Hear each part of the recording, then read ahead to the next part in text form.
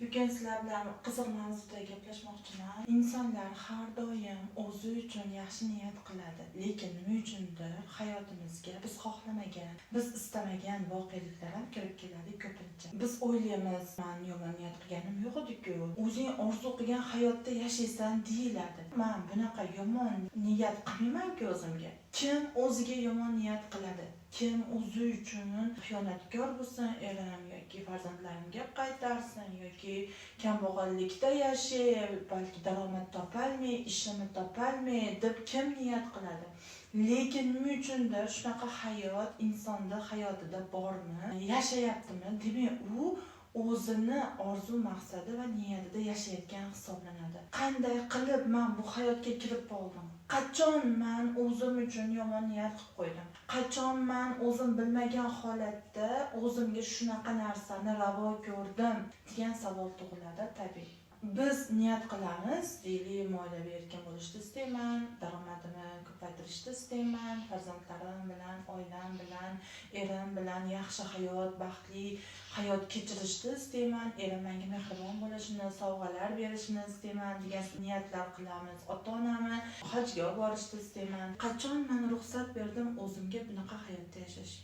Qachon men izn berdim menga shunaqa munosabat qilishlariga yoki shunaqa yashashga yoki shunaqa daromadsiz qolishga men qachon o'zimga izn berdim? Yoki qachon men buni orzu qildim? Qachon buni maqsad qilib qo'ydim? Men pulsiz yashay, men qiynalib yashay, menga erim xiyonat qilsin, farzandlarimga qaytarsin, sog'lig'im yomonlashsin degan niyat qildimmi? Kim o'ziga shunaqa niyat qilishi mumkin?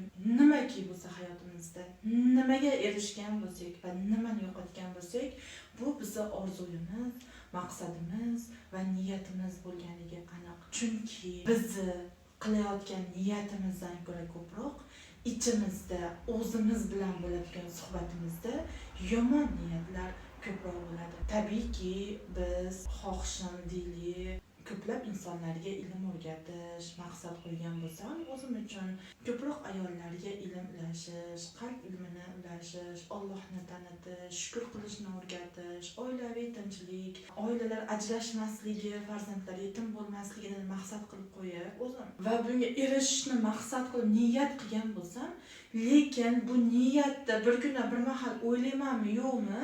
Ichimda judayam ko'p fikr yuradi. Balki bilolmasman, balki menga ishonish. O'z-o'zidan insonga gumonlar kela boshlaydi, yomon fikrlar kela boshlaydi. Balkim pulim ko'payib ketsa, meni aldab ketishar, balkim pulim ko'payib ketsa, menga xiyonat qilishar, balkim men qilayotgan ish men uchun emasdir, balkim bu meni missiyam emasdir, balkim kulgiga qolarman, balkim hech kim menga ishonmas, balkim bu ishning kelajagi yo'qdir degan har xil gumon miyamizda ertalab kechgacha aylanadi.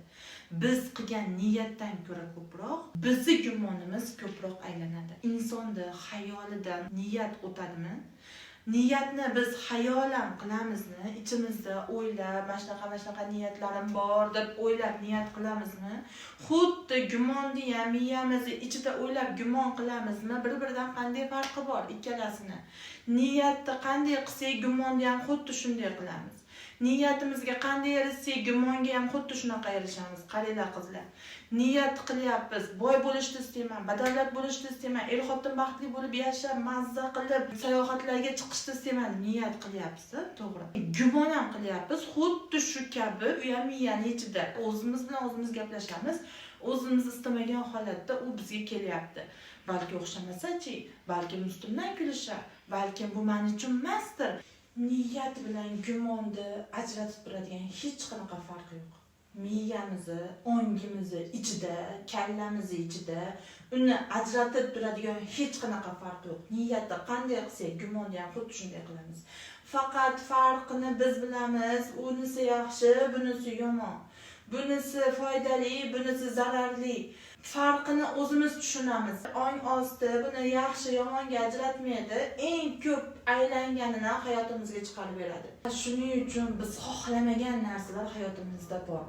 Biz buning uchun nima qilishimiz kerak? Eng avvalo fikrlarimiz bilan, xayollarimiz bilan, gumonlarimiz bilan ishlashimiz kerak. Imkon qadar nimani o'ylayapman? Hayotimda nimani ko'proq fikrlayapman? Oilam haqida, erim haqida, qaynonam haqida, farzandlarim haqida qanday gumondaman, o'zim haqimda qanday gumondaman, qanday o'ylayapman. Gumonlarimizni yaxshi qilishimiz kerak, tushunyapsizlarmi?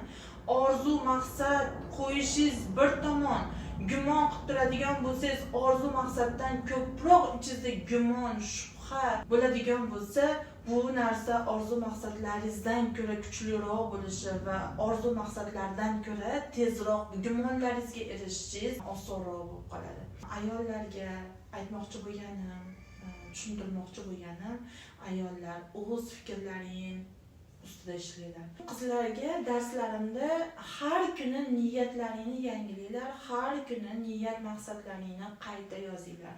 Shukronani yozgandan keyin ortidan niyatlaringni yozganlaringda yangilab, qaytadan his qilib niyatlaringni qayta yozinglar deb o'rgataman. Inson ertalab turib shukronani yozganda, o'zida bor narsalarga shukr qilganda gumon pasayadi, gumon kamayadi. Niyatlarini yozganda mana bu narsaga erishmoqchiman, shunaqa qilmoqchiman, nimaki orzu maqsadi bo'lsa uni yozayotganda xayolida niyatlari gumondan ko'ra ko'proq aylanadi. Insonning miyasida har kuni bir mahal niyat yangilab yozganda, ertalabda kechgacha shu niyat miyaning ichida imkon qadar aylanadi. Ertalabda turib niyatlaringizni yangilab olmasangiz, niyat maqsadlaringizni yozib olmasangiz yoki buni xayolan o'zingiz xayolingizga keltirib o'ylab olmasangiz, yana o'sha gumonlar o'z-o'zidan avtomatik gumonlar kelaveradi. Bunga biz o'rganib qolganmiz gumonlarga, yomon narsalarda o'ylashga. Chunki biz bu narsalarda ko'p eshitganmiz bolaligimizda. Bolaligimizda aytilgan hamma fikrlar sekin-sekin bizga gumon bo'lib shakllanadi. Ko'rgan hayotimizdagi tajribalar, hayotimiz davomida insonlarda ko'rgan hayotiy tajribalarimiz, bolaligimizda eshitgan ba'zi bir yaxshi yomon voqeliklar va bizga aytilgan tanbehlar bizni gumonlarimizni shakllantirgan qasddan ma'noda va biz bu gumonlar ichida yashaymiz. Eringiz yomonmi? Sizni uryaptimi? Bu sizning niyat maqsadingiz. Eringiz xiyonat qilyaptimi? Bu sizning niyat maqsadingiz. Qaynonangiz sizga zulm qilyaptimi? Bu sizning niyat maqsadingiz. Hayotingizda nimagadir erishmadingizmi? Bu ham sizning niyat maqsadingiz. Hamma niyat maqsadlaringiz amalga oshib turibdi. Buning uchun kimnidir ayblash yoki kimdandir nolish, menga sharoit qilib bermadi, menga ruxsat bermadi, meni tushunmadi, meni eshitmadi deyishimiz umuman to'g'ri emas. Mas'uliyatni o'zimizga olib, erkaklik mas'uliyatini erkakka topshirib, o'z hayotimiz mas'uliyatini o'zimizga olib, o'zimning hayotim, bu meni mas'uliyatim. Men erishgan, menga bo'layotgan munosabatlar bu meni mas'uliyatim. Agar men o'zimda ichimda nimanidir to'g'irlasam, menda hamma narsa o'zgaradi. Men niyatimni to'g'irlasam, shubha gumonimni to'g'irlasam, o'zimni to'g'irlasam, o'zimni tushunsam, meni hayotim o'zgaradi degan tushuncha. Qizlar, bitta narsani tushuninglar, ayblab yashash, yomonlab yashash, norozi bo'lib yashash oson. Bu juda ham oson. Bu bilan hayotingiz o'zgarib qolmaydi. Siz mas'uliyat, o'z hayotingizni mas'uliyatini o'zingizga olgan holatda o'zingizni o'zgartirish, o'zingizni isloh qilish, o'zingizda nimanidir o'zgartirish bu o'zingizga bog'liq. Ayollar, qizlar, men sizlarga aytadigan gapim, o'zingizni o'zgartiring, o'zingizni isloh qiling, o'z ustingizda ishlang. Atrofdagi insonlarni yomonlashdan, ulardan xafa bo'lishdan, arazlashdan, ichimizda xafalikni saqlashdan umuman foyda yo'q. Inson o'z ustida ishlab, o'zini isloh qilgani sari hayoti yaxshilanishini yana bir bor ta'kidlab o'tishni o'zim uchun joiz deb bildim. Sizlarni yaxshi ko'raman. Ayollar doim baxtli yashashi, oilasi bilan sevgida, muhabbatda maza qilib yashashini istayman. Juda ham buni chin dildan xohlayman. Ayollar, sizlar eng yaxshisiga loyiqsizlar. Eng yaxshi munosabatga loyiqsizlar. Eng yaxshi hayotga loyiqsizlar. Hamma orzu maqsadlaringga erishishlaringni istayman. Ayollar bunga munosib va bu narsa ayollarning qo'lidan keladi demoqchiman. Men sizlar bilanman. Har doim sizlarni yaxshi ko'raman. Telegram kanalimga o'tib olishlaringizni so'rab qolaman. Telegram kanalimda har qanday savollaring bo'lsa, to'la-to'kis javob berishga harakat qilaman.